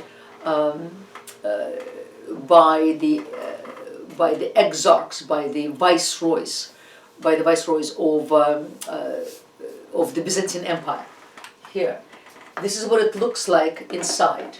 As you see, it's divided into 1, 2, 3, 3 stories with these magnificent arches that are supported by Corinthian columns. Well, these arches, you see, are not really supported because these columns are just sort of stuck there. They're not needed. Here, you can see that they rest on the columns. Nothing rests on these columns here. They're sort of shoved into a perfect Roman arch that can very much stay there by itself. Here is the San Vitale. Let me see. Hold on. Let me go back. Let me go here for a second. So here again, the Byzantine Empire. They have their viceroy, so to speak, the exarch, in Ravenna. And in Ravenna, in the 6th century, they built this beautiful little chapel called San Vitale. And here it is, adjacent to the monastery today. It is an octagonal building with the beautiful niches, done very much, as you remember in our discussion with the Parthenon. The Romans introduced the idea of carving space, which the Greeks never did. The Romans introduced that idea because they developed cement, and with cement it was so much easier to do. But this idea came to Constantinople, and it was not, the spaces were carved again, such as Hagia Sophia, for instance, in Constantinople, in Istanbul today. And the same principle is applied here, when all these beautiful niches create very intricate space that is, well, kind of revolutionary almost. One feels how exceptional this space is, where one finds oneself, and as a result, it's good for one's well-being, so to speak, once you're there. So here it is, and this is the axiometric sketch of it. And as you look up, here are these extraordinary niches, down and up, everything very organic, the bottom and the top, and every little arch, you see, rests on a column, on a little column. And every single space was covered with mosaic, as you see it here. Everything was covered with mosaic. That comes from the 6th century. So the Hagia Sophia was done in the same way, except of course now we don't have it. Here too, all these spaces they have destroyed. They have not survived. But what survived is astonishing. So Charlemagne was deeply impressed by this building, and thus he created his own. But you see, he brought master craftsmen with him from Italy, and I mean all of this is marble. He must have imported the marble from Italy as well, they added additional details. But the whole thing is much heavier. They ape at San Vitale, but it lacks the lightness of San Vitale. It lacks the organic quality, the beauty of San Vitale. It's very impressive. It certainly does not lack in magnificence. Magnificence is all around you. But the lightness, the taste, almost the smile is not there. But that's what he based it on. And again, as you see, here every arch is supported by columns. Here they cut corners. They put the columns, but they have nothing to support. And because he wanted to multiply the monasteries, and he caused a number of monasteries to build, initiating the so-called Carolingian style of architecture. At one point, Carolingian and then Ottonian architecture will all be considered under Romanesque, under architecture of sort of the Middle Ages, the early architecture of the Middle Ages that tried to imitate Roman architecture. It wasn't quite Roman, just as Charlemagne's chapel is not quite San Vitale, but it was like it, and as such this pejorative suffix Romanesque is added. But then later on styles began to be differentiated, and the Carolingian is considered the earliest of this Romanesque style. This is the Abbey Church of Saint Riquet, which doesn't exist anymore. There's a different building there, but we do have it sketched for us. And well, you remember our Roman basilicas, and you remember St. Peter's. We looked at all of that, and here you may recognize as the core of this church is a Roman basilica. But of course, many more people need to be accommodated now. So there's not just one transept, there are two transepts, here and here. And there are two apse structures. There are two apses on each side. It's possible that, I'm not sure, I don't remember, it's possible that the entrance was just as in the Roman basilica from the side. And then very typically Carolingian feature, Germanic feature, the steeples, the towers that began to mark the crossing section of the nave and the transepts. And there were built these very significant steeples. And here, of course, we have our old and very familiar Roman Forum, which by now has turned into a cloister, and will continue to do so as we progress in our course. It was Charlemagne himself. It was founded on the site of a tomb of the saint in the 7th century. Charlemagne himself, who charged his son-in-law with the construction of the abbey to be made using the finest materials and transforming the structure into a model of religious architecture for Western ecclesiastical construction. They also was very important for him to convey the grandeur of his reign.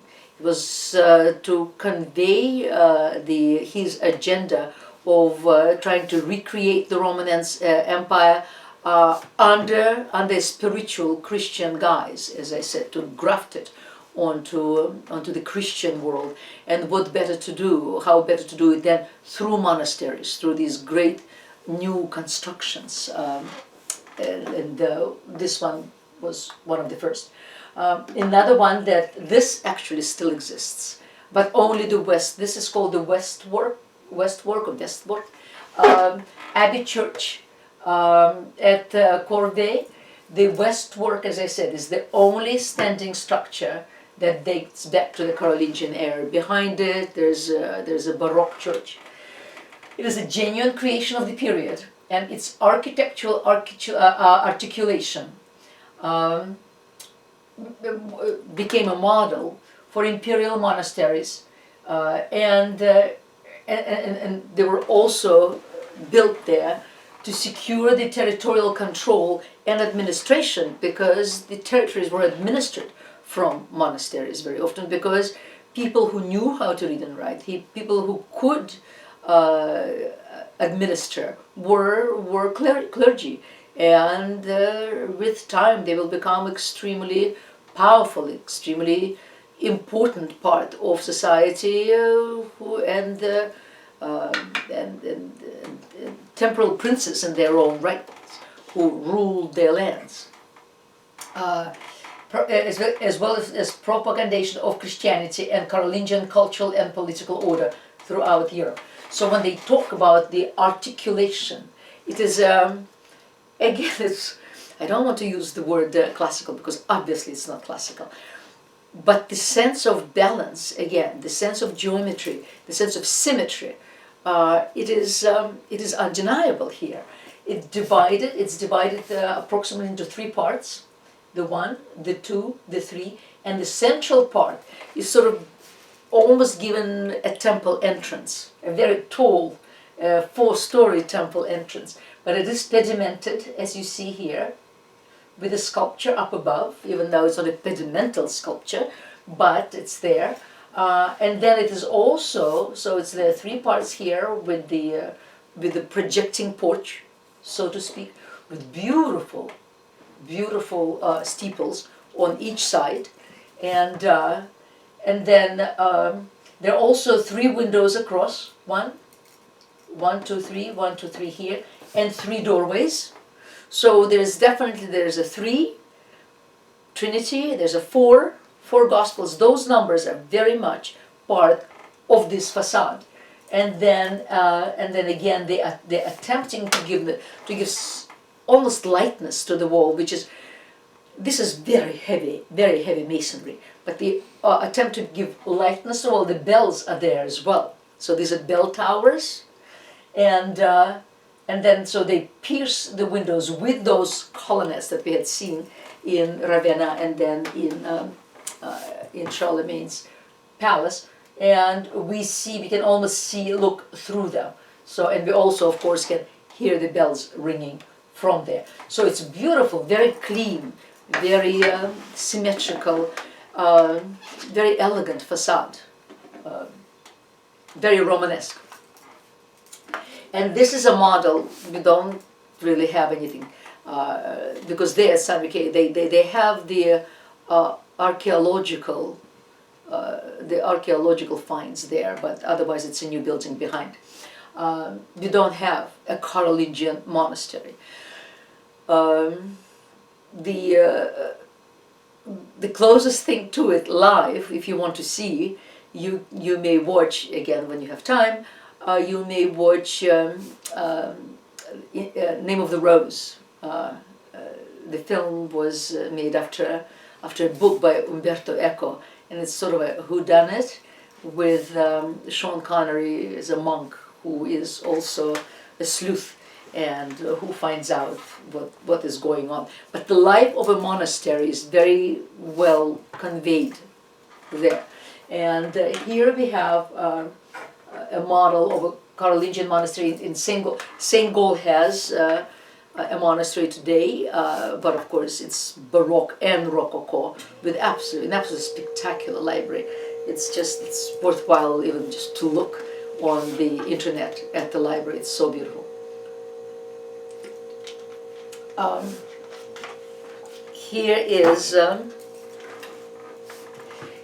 is the church, and in this case the towers are separated from the body of the church, right here, and the apsis here, the westworks would be on the other side, and then there are various secondary buildings, practical buildings. Here, I understand that you can't understand anything here. I'll just tell you what it is. So here's the church. There's the church right there with the 2 towers. The towers are here, and there we go. They have a hostel for pilgrims. They have kitchens for pilgrims, guest house, a school for boys and for future monks, perhaps, to learn how to read and write. Here they have a little hospital. This is physicians' hostel and bloodletting place. So here's their hospital, because remember, bloodletting was the one way to restore the humors and to cure an illness. A herb garden, of course. Every hospital needs a herb garden. Infirmaries here, close by. and another chapel, a little chapel, perhaps for the ill who cannot go to the big chapel. Here is the novitiate, again, the young monks, and a bathhouse, another kitchen, cemetery, also orchard, very pragmatic, because obviously in the cemetery the topsoil is top rate, and so the orchard is also together on the cemetery. Vegetable garden, there's poultry, the garden house, poultry, barn and granary. Artisans' workshops, they need their chairs, they need their tables. Bakery, brewery, mortars, mills, kiln, barrel makers, horses, bulls where they keep both, hospice for the poor, another kitchen still. In the warmest part of the southern part of the monastery is the cloister. And around the cloister we have refectory, dormitory, where the monks sleep. Again, kitchens, parlors, what have you. Actually interesting, because this is south, right? So the west works, this is the entry. So they didn't really have the west work. They just have the entry into here, and this was the altar and the sanctuary. Cellars, and here and then the horses, cows, pigs, goats, sheep, servants, in that order. So it was a completely self-sufficient production unit. They did not need anything.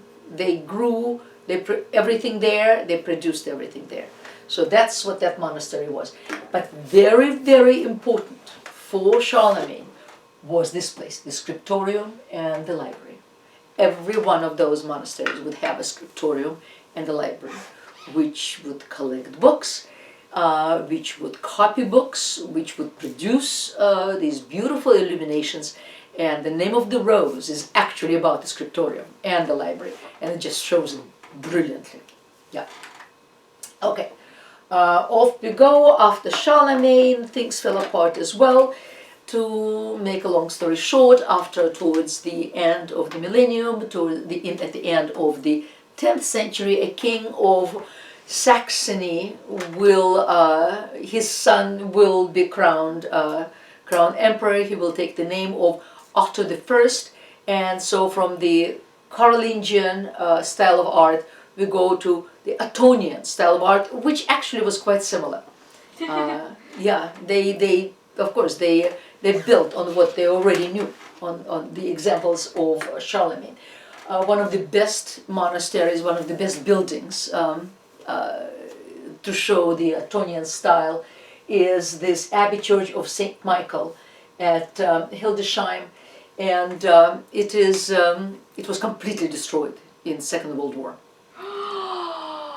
And completely rebuilt. Hey! This is the new building. Wow! Yeah. Just as they've rebuilt Dresden. That's amazing. Completely rebuilt. Oh God!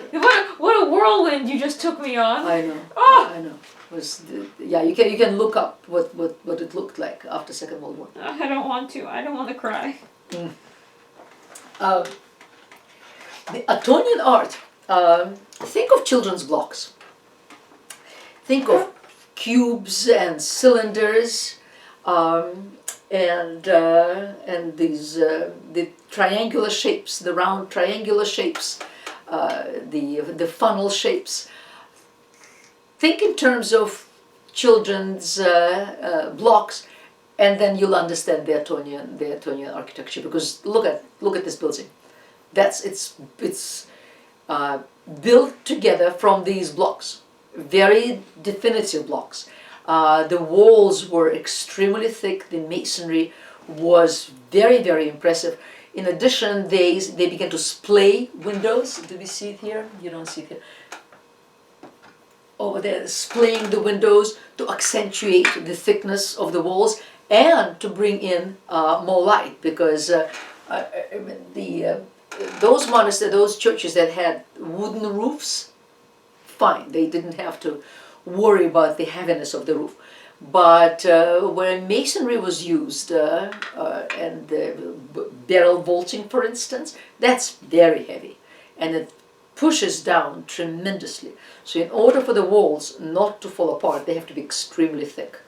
And these were very thick walls. What you see here as Gothic windows, that was done later. That was not done in the circa 1000. That was done later under the influence of Gothic art. But here to the entrance, in fact, here was from the side, just as in a Roman basilica, and the transept and the nave were articulated, the crossings were articulated by these two very square, very solid towers. And then the round towers now traveled to the edges of the transept. And look what they did with them. It's, I mean, again, it's so these people, they have a block, sort of a cylindrical block, which was octagonal, like this. But then they felt, well, why continue the octagonal all the way? We also have another cylinder that's actually round, so let's place the round cylinder on top. And thus they created a very, but because octagonal is kind of round, it's not like a square. So it's very naturally spills into the round shape. But then again, there's a square shape up on top to pick up the edges of the octagonal towers. And then they either had a border built here on the level of the cornice, you see, or they would have sort of the little blind arches separating the various layers. So here's our basilica. This is our Roman basilica, right here. And there's a very large apse. And the entrances, I see, there are 4 entrances on the sides. Inside you will immediately recognize, oh here, this is very dramatic. This you can see those, you can see the blocks right here. And inside you recognize the Roman basilica immediately. And there it is. The one thing that the churches introduced were the so-called triumphal arches. So what you see, the arch here, they call it triumphal arch, and thus you see where the transept begins. And after the transept, there is an apse with the altar. The west part is raised higher to accommodate the crypt underneath. And then the articulation of the nave is very lovely. It's divided, you see, into 3 parts. Here, it's divided into 3 parts: the 1, the 2, the 3, which are the same size as the crossing. So this is the crossing, is the module from which all the other measurements are taken. So this is the same size as the crossing, and they are articulated by square piers, and then in between are the columns. Here, there, you see the square piers right there and there, and then the columns in between. Right? There is, I mean, we don't know what was there before, whether originally these walls perhaps were painted or frescoed, or well, I can't say, I don't know. But the Clerestory windows, remember again, the Romans used them, and here they are. These are the windows that are cut through masonry above the side aisle, above the roof of the side aisle, and they allow light to come directly into the nave. Here, and here they are. And this clearly they copied what they have. The zebra pattern was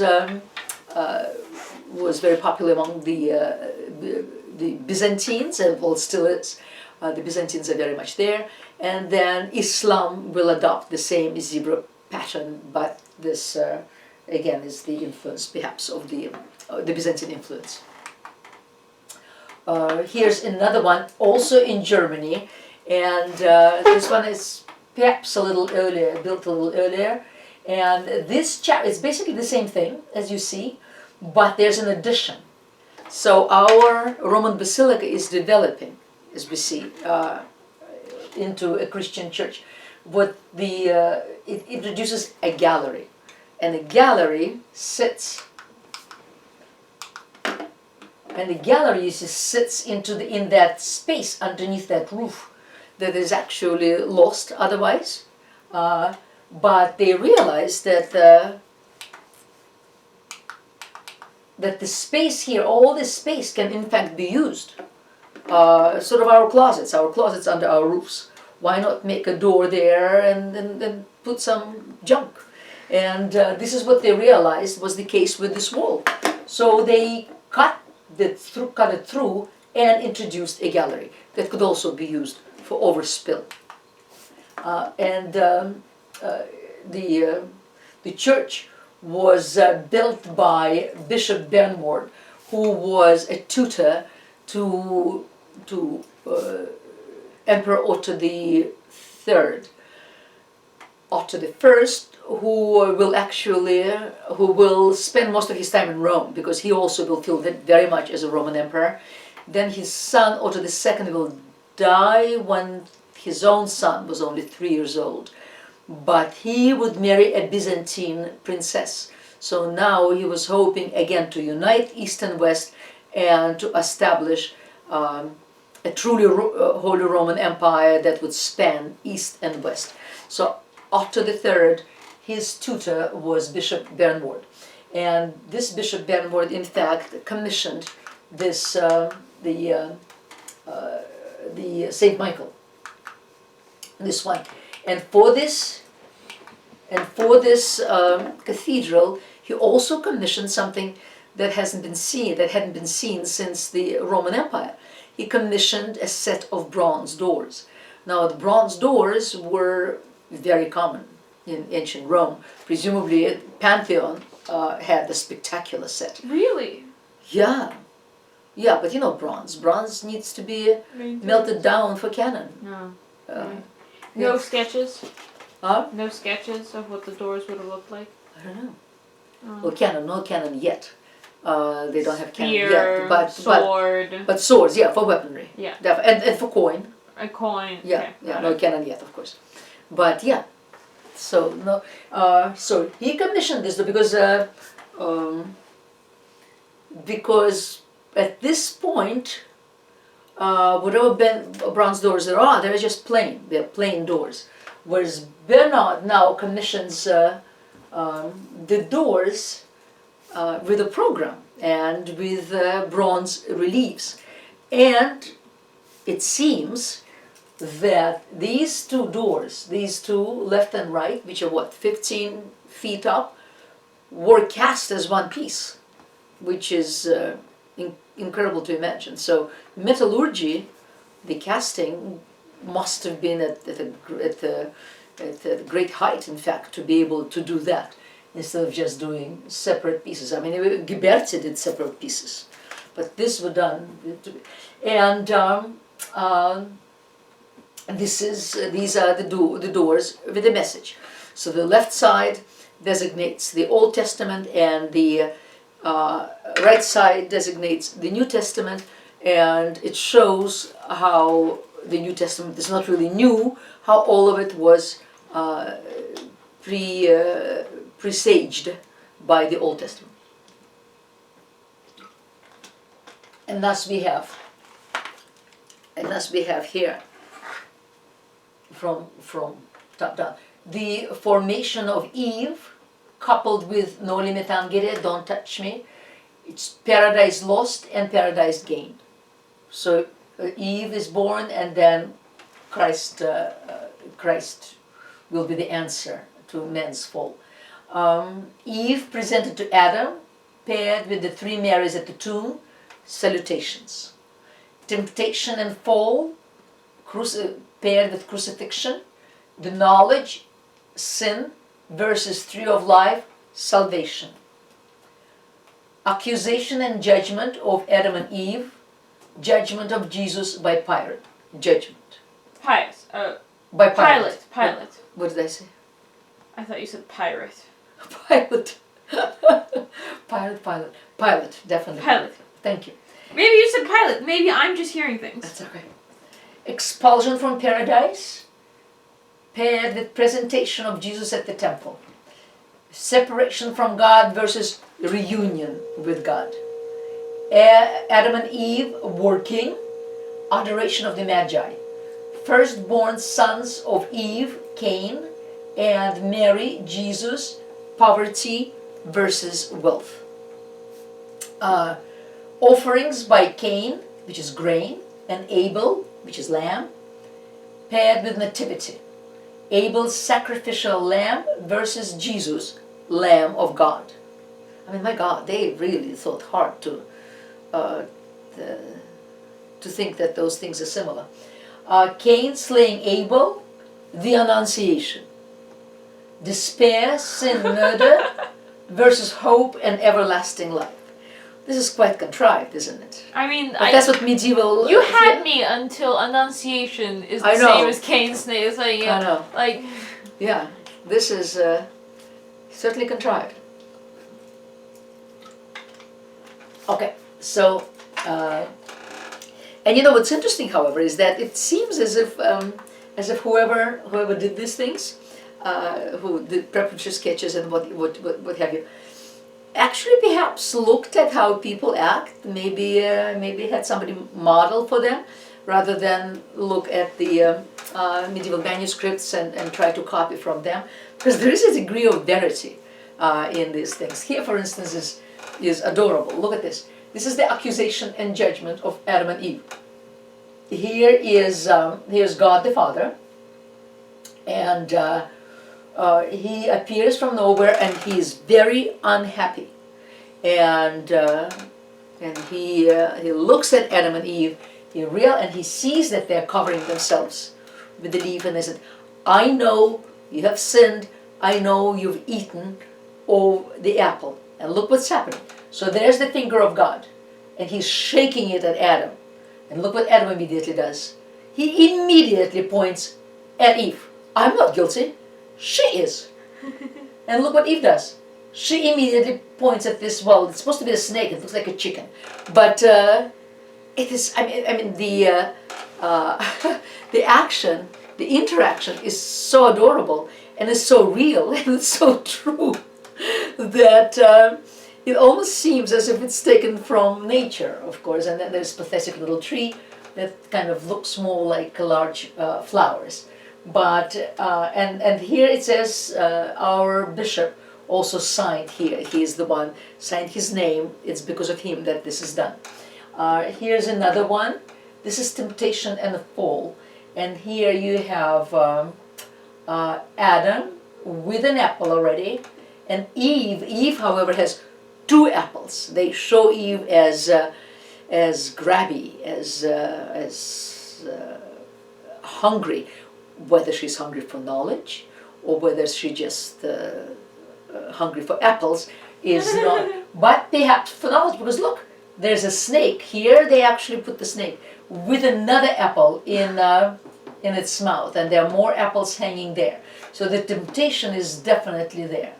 And Adam is kind of can't make up his mind, but decides to go with what the woman decides. But then, of course, the woman, he blames the woman as well. So these are all kind of human, these things, considering they're made, around 1000. And they're the first example of bronze doors. Another thing he did also, our bishop, is the column. The column is about 12 feet.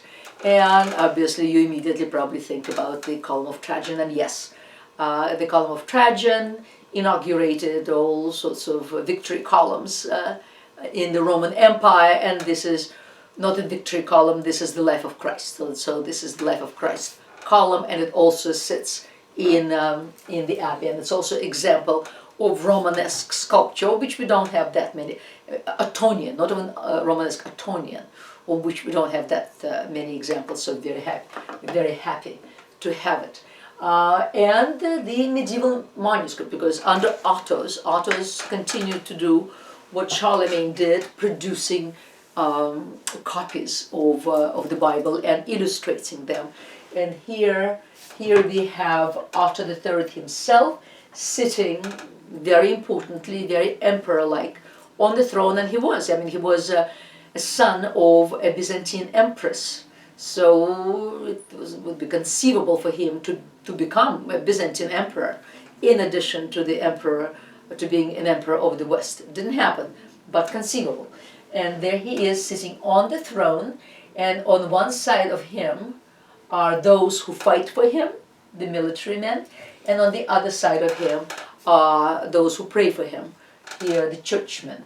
And here we have kind of an intimation of the Corinthian capital, but only intimation. Above them there are these odd little heads, and which may be just a fantasy of the illuminator, because that's what actually Romanesque art will be known for, because rules will not yet quite be put together as to the forms of representation and what they must adhere. So the provincial sculptors and in this case illuminators will just go to town. Well, this one is not provincial, this one is imperial, but nevertheless they'll just go to town with their imagination. And of course the old folk tales and the pagan past is very much with them, still very much with them. I mean, in my country, there are all sorts of stories. You go to a forest, and there'll be forest spirits and river spirits and God knows what spirits, very pagan in fact, while they're all, of course, crossing Christ out of themselves in the churches. But it all exists together. And then on the flip page, right here, he's receiving a delegation, a homage, so to speak, of the 4 parts of his allegories, of the 4 parts of his empire. So the allegories of these 4 parts are these women, and that also that allegory bit is taken from the art of Rome. And I mean, technically he was the emperor over the East, Germany, France, Rome, and thus we have the Slavic East. We have here it says here, in fact, Germania is here. This is Gallia, this is Roma, and this is Sclavinia, right here, the Slavic East. So all their names, in fact, are written there. So still flat, but with a degree of understanding of pictorial space, at least, with degree of understanding at least of composition. People do look even schematically, but like people, men like men, women like women. So we're getting somewhere. And probably last in this lecture, another remarkable piece that was carved under the Attonians is this so-called Gira Crucifix. And I think it's in the Cologne Cathedral in Cologne in Germany, and it is human size. Actually, it's 6'2", yeah, well, a very tall human size. And what's fascinating about it is that whoever carved it shows a true tragedy, and shows despair and shows pain. The skin is all taut. The face is as tortured as could be. Blood, in fact, is painted there in red. His stomach is accentuated with gas. The hands are full. It's actually a reliquary. Reliquary. Yeah. And this sort of naturalism, very gruesome naturalism, will appear throughout German art at all times. Well, thank you very much, and I will see you the next week. And stay safe.